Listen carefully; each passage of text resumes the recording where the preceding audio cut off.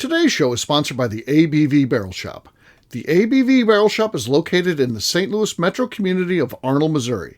The ABV Barrel Shop is focused on one thing, single barrels. Best of all, you can try before you buy. Head over to abvbarrelshop.com to sign up for their email and text distribution so you know what they have in stock, what classes are coming up, and who from the industry may be coming in to visit. The ABV Barrel Shop. It's where single barrels live. We are also sponsored by the Bar to Go. The Bar to Go offers traveling minibars that are no bigger than a small purse or toiletry bag. Best of all, they are fully customizable so you can create the perfect piece that is unique for you. If you own your own business, what a fun and unique way to promote what you do. Check them out online at thebar2go.com. That is the number 2 in the Bar to Go. If you have wholesale questions, call my friend Isabel Clark at 504-481-1297. Finally, we are sponsored by the Neely Family Distillery.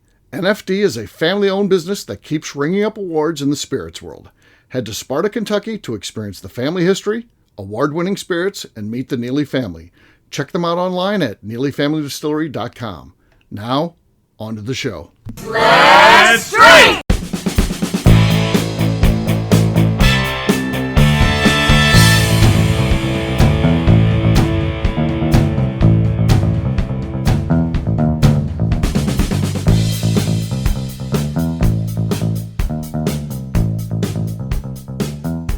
Welcome to the Bourbon Daily, the podcast about everything bourbon delivered to you every day of the week. Today on the show, we mail it in for the first day of the Day of the Dead.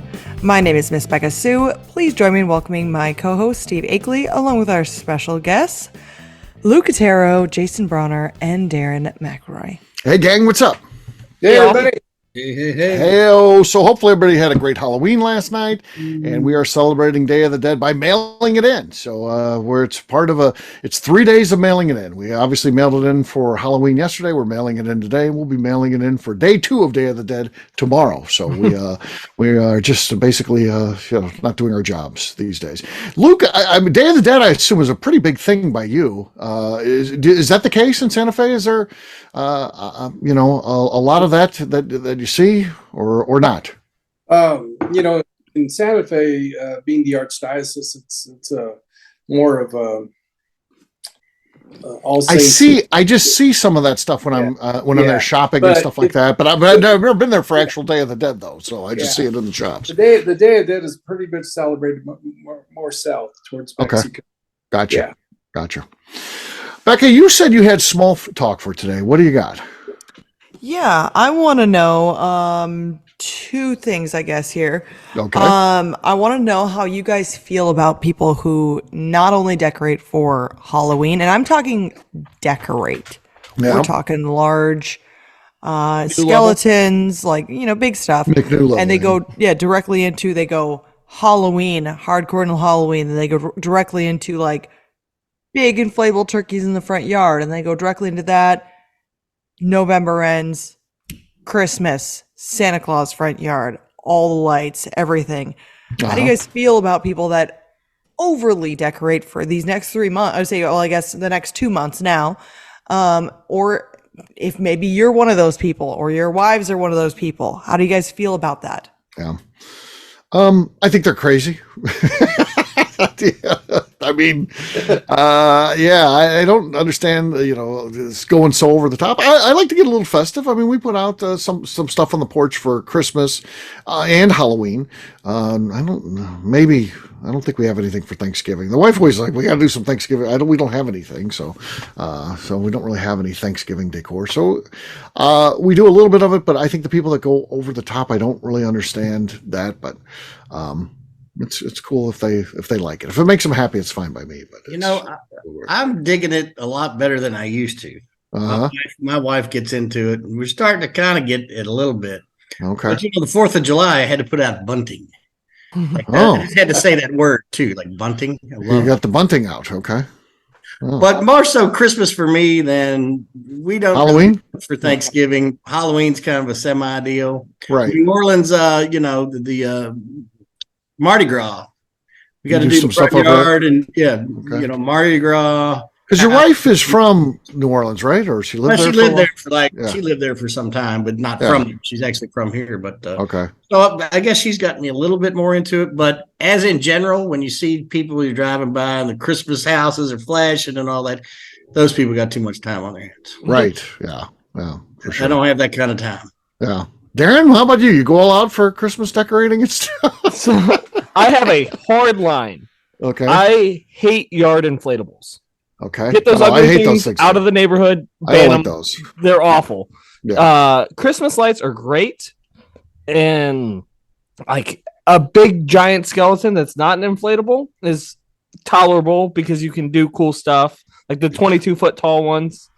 There's one in Kirkwood I know that like they decorate it for the Stanley Cup or whatever else is going on in the city. And so that part's fun.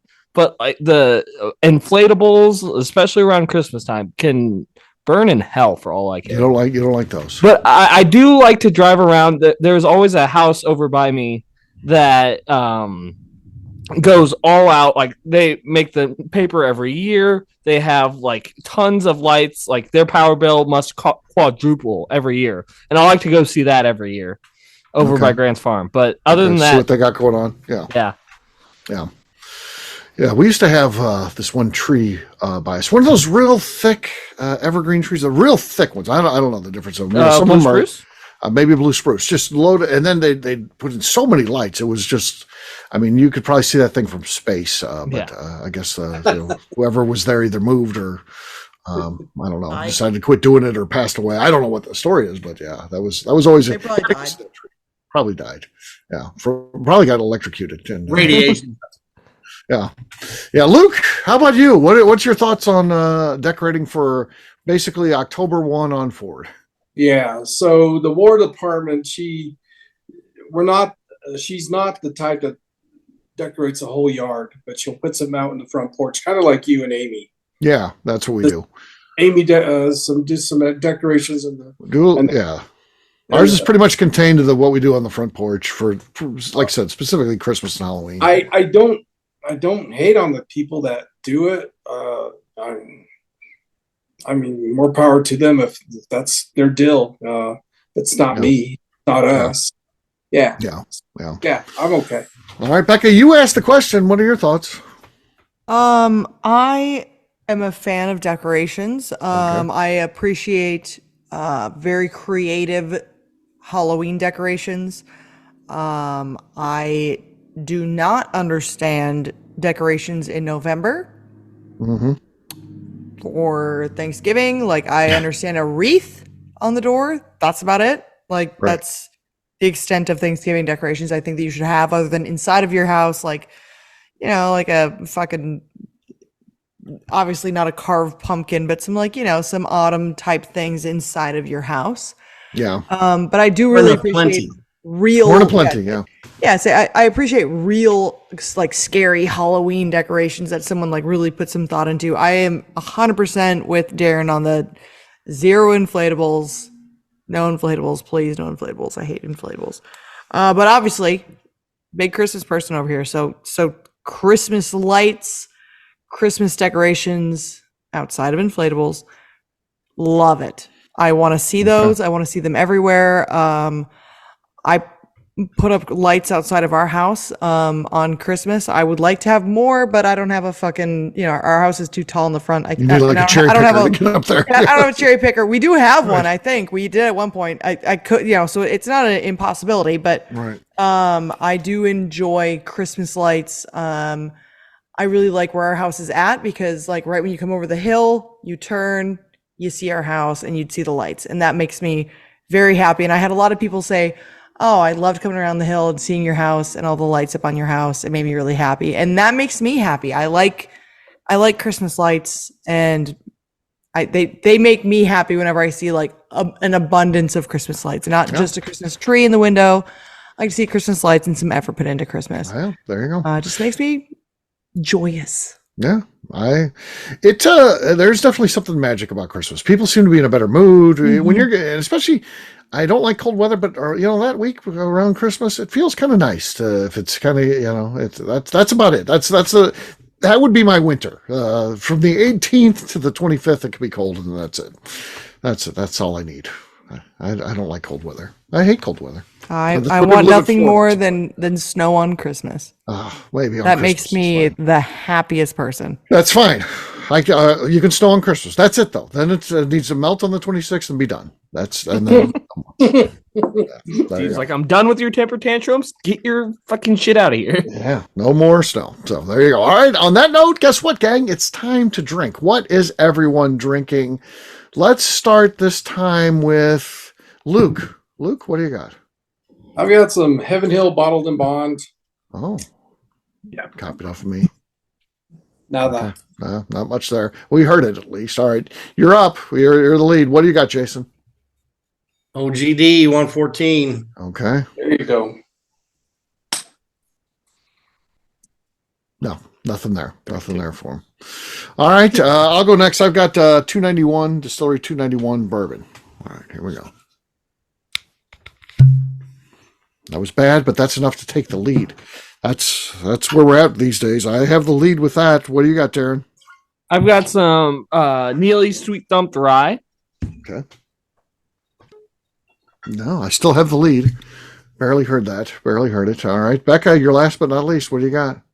I've got a bottle here from, I think it's the Scotch Malt and Whiskey Society. My favorite thing on this bottle, it's a cool bottle.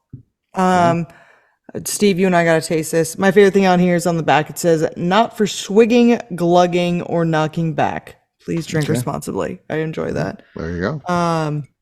This is one of their barrel picks that we got. Okay. That's enough to win it. Beka dominating today. Clean sweep.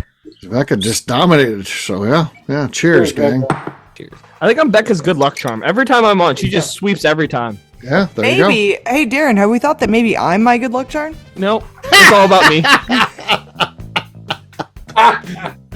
All right, we'll take a quick break, and then when we come back, we're continuing with our Day of the Dead mailing in. We'll do that in just a few.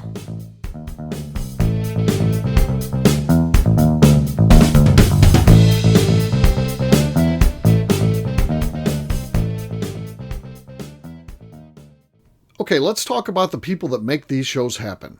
First up is the Stave and Thief Society.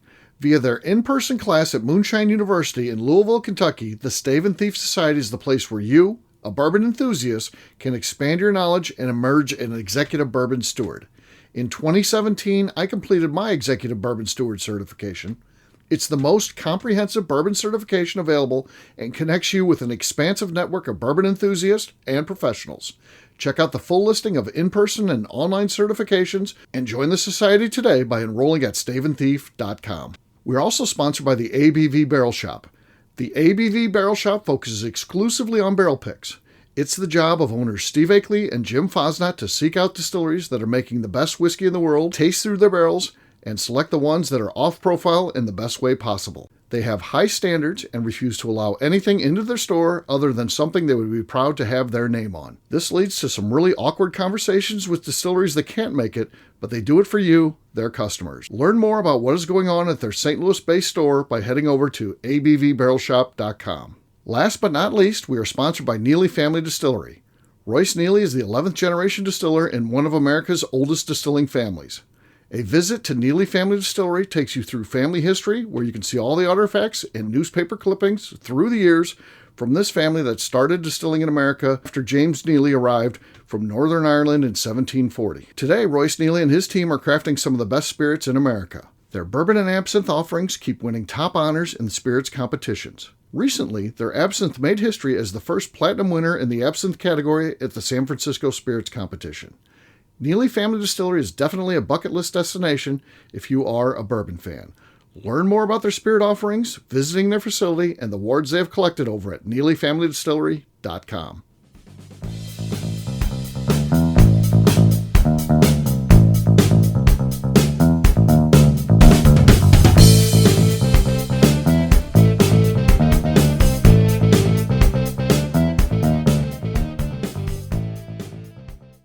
Saying Bourbon Daily? Yeah. Okay, you're listening to the Bourbon Daily. No, your name first. My name. Yeah. Hi, this is Jason Souter. And you're listening to the Bourbon Daily. Perfect.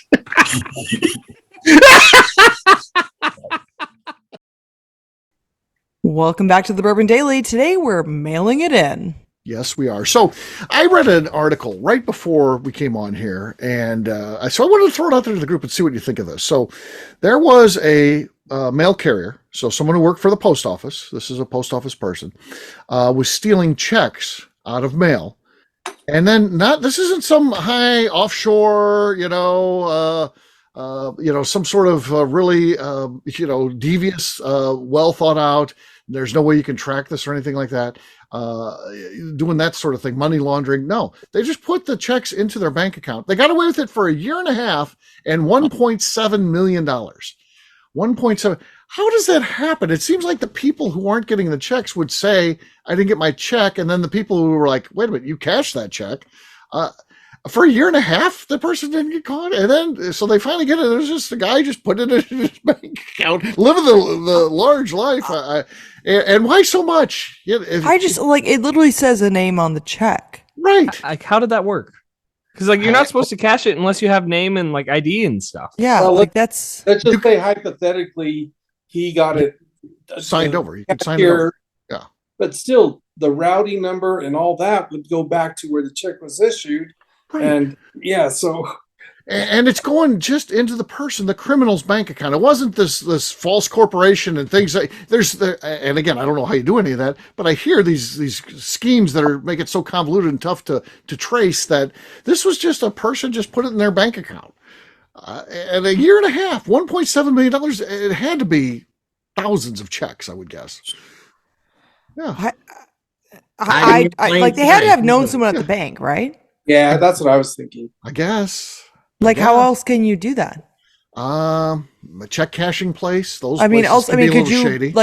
I know that on your phone these days, you can literally take a picture of things, erase things off, write things in on pictures. So and then you can take a picture of checks for some of these things. Yeah, and so maybe that's how I was doing it. Printing but off. It goes back to I can see how you can do it. I can see how you can get that money into your account. I get that.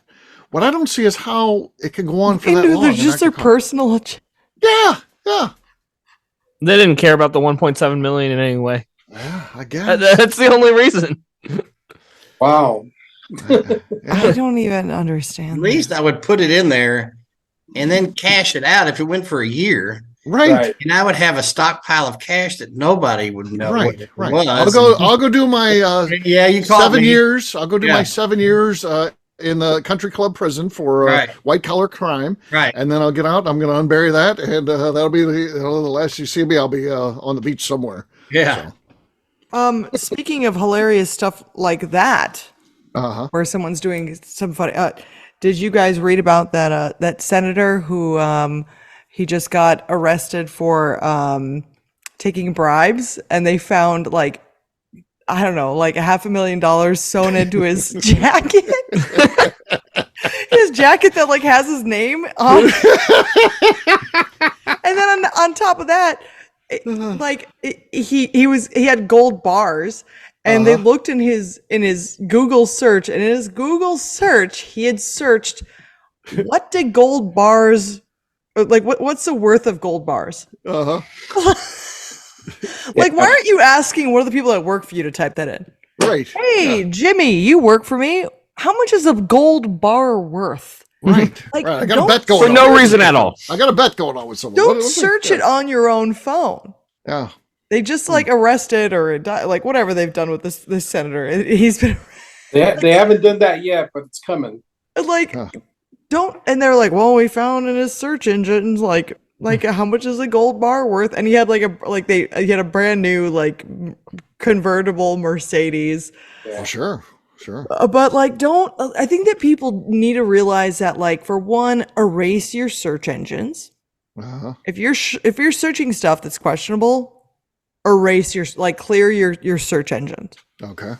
Just do it anyway. What does it hurt? Just delete them. Right.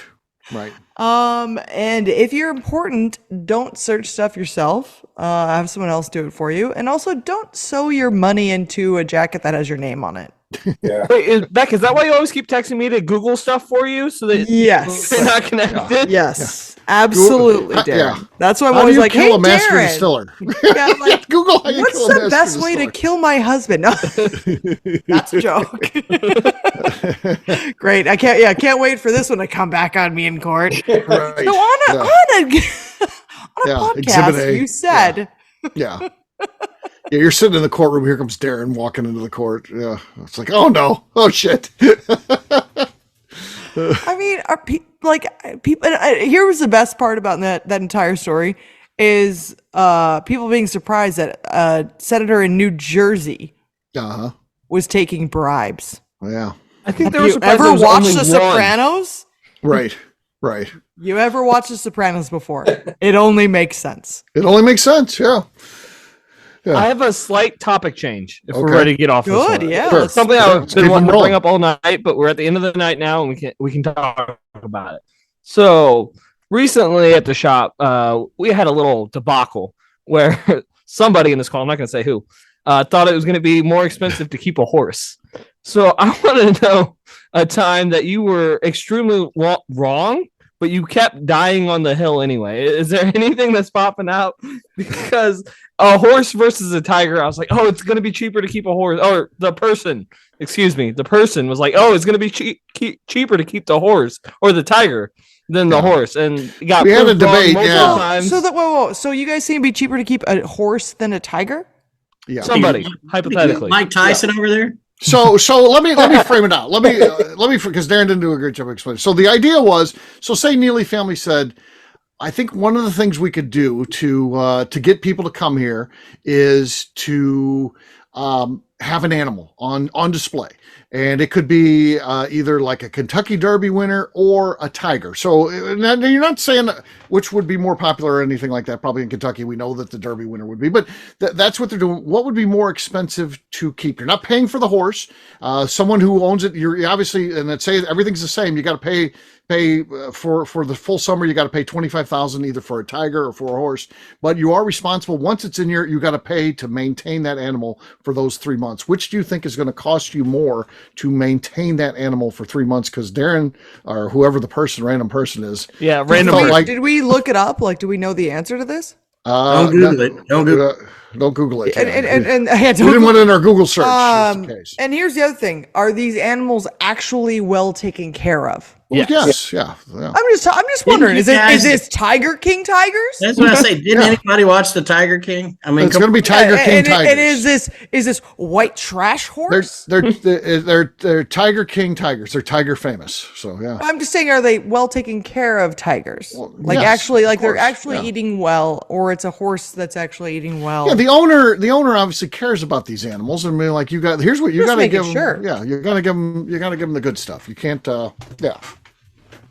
Well, I guess I'll say the horse. How much had y'all had to drink at this point? Yeah. Oh, yeah. Well, Jason, what's the answer? Okay. The answer is you start a goddamn zoo or something. I mean, I don't know. You don't know. But which one is it? I'll tell you the answer. Get a food truck that sells bourbon and go park it on the zoo. What's the answer, Steve? We happen to have a farmer in there. Zookeeper Steve. Zookeeper Steve. So your vet bills are going to be a little bit more towards the horse, but not much. But where it's not even close is the tiger is. You got to feed them grade A meat. Human, and they're eating a lot. Probably about the size of a horse a week. Yeah, about the same as and the horse is going to cost you. You can get the top hay. The top hay that you can buy. Which will last about 1 month. It'll cost you about $40 a month to feed that horse on the hay. That's what I thought. Like the tiger is more expensive. Like one meal from the tiger will take care of the month worth of. We could buy a horse and if we just put a fence up on between us and the distillery, and like we wouldn't have to do anything. Right. Exactly. Like what? Build a little overhang so we now, can. If you're saying you had to either buy a tiger or buy a Kentucky Derby winning horse, well, yeah, that's the Kentucky Derby winning horse. But if we're just $10 million or something, but if you're a basic horse and a basic tiger, yeah. But I'm feeding them like a good meal. Like the tiger's much more expensive. Also, thinking about how much like furniture he's ripping up. Oh yeah. I would agree. This person at the shop though was dead set on it being the horse. Yeah, the You person can ride started the yelling horse and to everything. work. You can ride the horse to work, so that's perfect. Hey, you're saving. Honestly, you're saving money with a horse. Right. It's like green, right? The net is Yeah. you'll be making If money. we put a horse down here, like I just SUV. said, between us and the distillery where our house is at, I'd be saving money because I wouldn't be spending money to drive to the distillery. I'd hop on the horse's back, trot. Wouldn't have to mow the distillery. grass. Yeah, well, I'm not riding the tiger's back. I mean, I guess I could, but I don't think that It'd be pretty badass. That. Yeah. Yeah, it'd be cool if Tigers are cute. If they don't kill you. Does that play in at all? that you'll What's that? die. Tigers are cute when they're little. Oh, cute. Oh, they are kill cute. you. when I'm they're like, little. yeah. They can kill you too. So I mean, a yeah. horse is cute, but yeah, I don't. Also, I guess horses can kill you. Yeah. And they're not I cute. think the tiger is more expensive. No, yeah. Way more. I'm a believer now. I agree. Yeah. It's way. It has to be.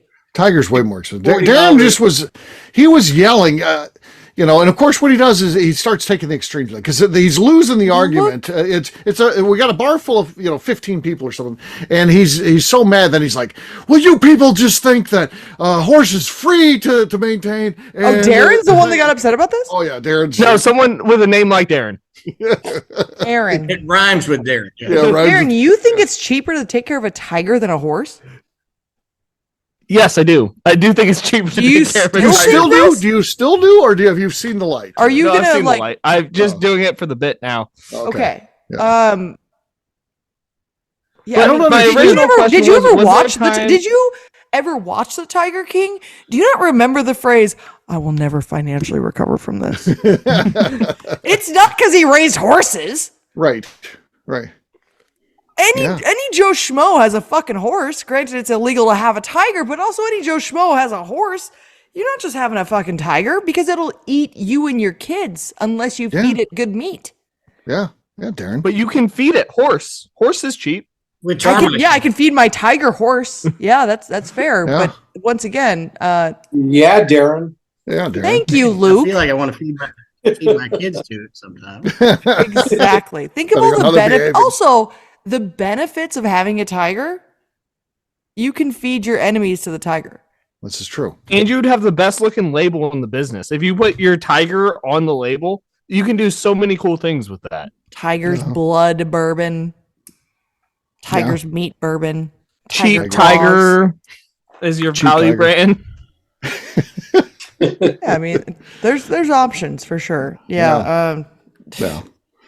Yeah. Well, Darren died on that hill. He died on that hill. Some people are delusional. Yeah. Well, that was Darren. And sometimes we're just wrong and we don't want to accept the fact that we're wrong. Right. I can't recall a time I was wrong, but I'm sure that there's been times. It's once every million years for you, isn't it? You know, It one time you thought you were wrong, but you weren't. So Yeah, like I thought it once and I was like, oh wait. actually, I'm no. right. Yeah, actually, I'm right. Like Yeah. I looked it up and I was like, actually, I'm correct. Honestly, that's the worst part about Google now is my poor husband will tell me something and I go, Yeah. Like you had I a am 263 almost bowling average? positive that you are incorrect. And he's like, no, that's true. And I'm like, I'm going to Google that real fast. And I'm like, honey. Yeah. Does it drive you crazy? The comments are everything when it comes to the internet. So you see a story, you just click on the comments because then you want to see. And how many times have you seen some people like, this person was in a movie, I can't think of what it was. You're on the fucking internet as you're typing that. Just go to Google and check it out if it's so bothering you. Look at it. Why do people just ask the internet, people in comments of stories, questions that can be answered by the internet? Yeah, okay. This was the one the other day. I don't know how we got on this conversation. I think we were talking about alcohol being shipped or just stuff being shipped in general. And I said, well, USPS is owned by the government. And Roy said, no, it's not. That is privately held. And I went, I think you're both kind of right. It's a hybrid. I'm like, I'm almost positive it's owned by the government. He's like, no, it's a privately held company. And I was like, well, I can do something real fast, which is search it.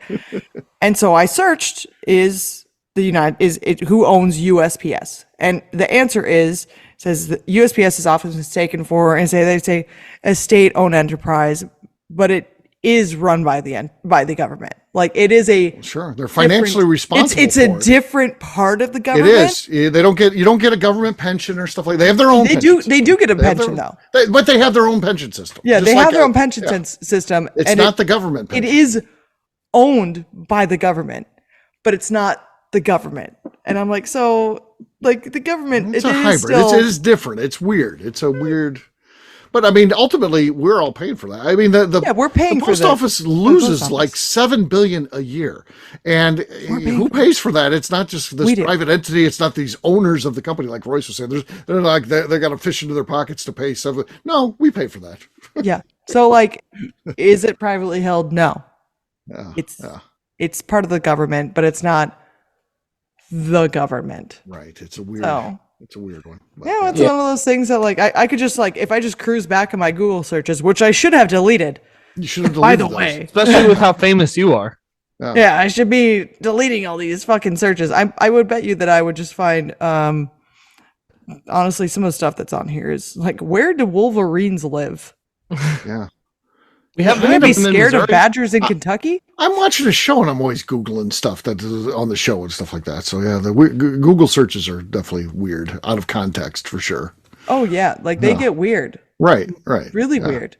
Yeah. My sister all the time like yells at me and her husband because we'll be talking about something and arguing over it. And she goes, "You guys are arguing over a simply Googleable question. Just stop it." And I was like, "Well, it's more fun to argue."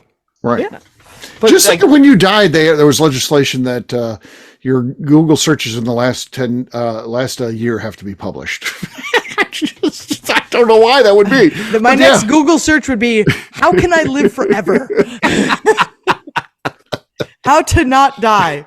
Yeah.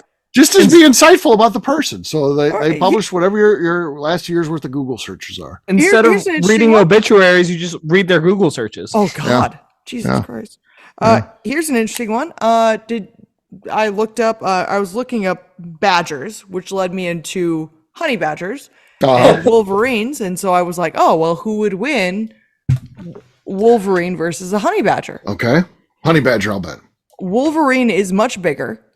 Actually, it could be up to like 170 pounds. Also, okay, that's pretty big. Where a honey badger can go 40 to 70 pounds. I think they're mean though. They're super mean. And a Wolverine can go all the time. from I think it's like 50 pounds up to like 170 pounds. But it did actually say that the honey badger would win because of its endurance and how smart it is. Yeah. And also a honey badger's used to fighting off things like lions and hyenas, and a wolverine does not generally have to fight off large predators because it is the predator. Yeah. So it's just used to being the big tough bully, and the honey badger's like, I gotta prove to everybody that I'm a motherfucking badass. Right. Yeah. So the honey badger would probably win. It said, but they'll never meet because they're on different continents. So we could make that happen. That could be the next ABV Network event. Honey badger versus Wolverine. We're doing cage fights now. Could you imagine if we announce that we're doing that and that we somehow on the black market buy one of each of those, and my God. Well, we'd go to jail. Oh yeah, we go to jail. But that would probably not be the worst thing that happened to us if we did that. You would get PETA. Oh yeah, we do. Then people kill us. ABV shop, Yeah, that'd be terrible. So don't do it, folks. Don't even think about it. All you can do is Google it. That's it. That's as far as you want to go with that. Just Google that. Google it and end it. Yeah, there you go. Steve, did you know that there are Wolverines in the United States? No. Alaska? Is it Alaska? Actually, all the way down into like Idaho, Washington. Oh, no, didn't know that. Wyoming. They even have made it over to North Dakota before. I've seen pictures. I was gonna say, I think they were in North Dakota sometime. They have.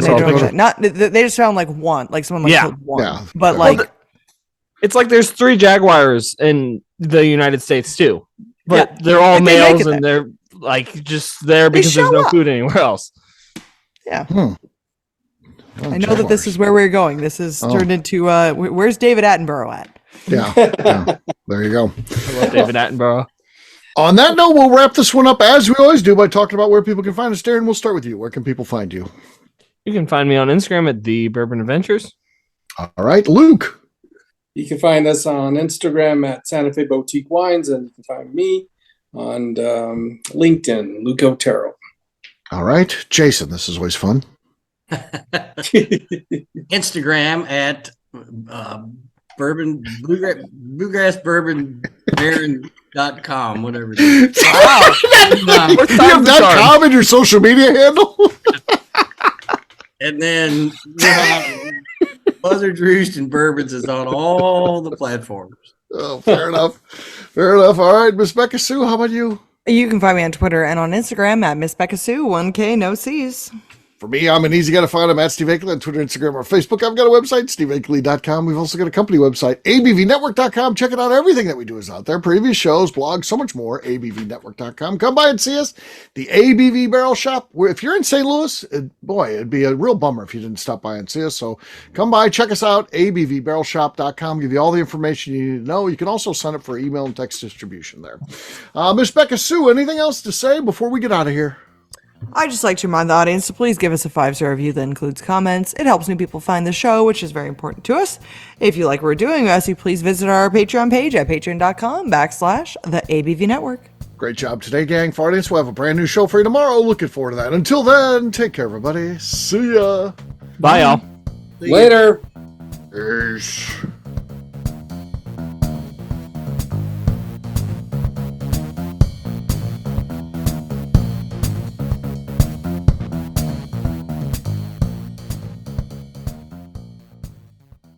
Before we finish the show, let's talk about some of the great companies that support the ABV network. First up is Moonshine Still Pro. Moonshine Still Pro is owned and operated by Russell Creed, who makes stills for the hobby distiller. He offers a one-stop shop for everything the at-home distiller needs. Whether it's a small, experimental stovetop still or something bigger you run outside, he has the still or parts you would have difficulty fabricating yourself if you were trying to build a DIY still project. Additionally, he has resources to assist in creating unique distilled spirits, including heirloom grains, barrels for aging, and recipes. Check out Russell's company online at moonshinestillpro.com. Finally, I have a question for you. Have you ever boxed a bear? Of course not. That'd be silly. Bears really don't follow the rules, so shots in the back of the head, punches to the nuts, and scrums after the bell would be the norm. A better idea would be to enjoy Boxing Bear Whiskey, a brand crafted by Nobleton's Distilling House in Union, Missouri, and sold exclusively at the ABV Barrel Shop in suburban St. Louis. This is a popular offering that sells out quickly, but when you are in town, stop by the ABV Barrel Shop and see if they have it in stock. Better yet, sign up for their email and text distribution over at abvbarrelshop.com, and you'll know exactly when it is in stock. This is Steve Akeley, owner of the ABV Network, signing off. We thank you for listening to our programming and truly appreciate your support. The Bourbon Daily is part of the ABV Network. For more information or to become a sponsor, please visit abvnetwork.com. Thanks for listening and cheers. This has been a Steve Akeley production.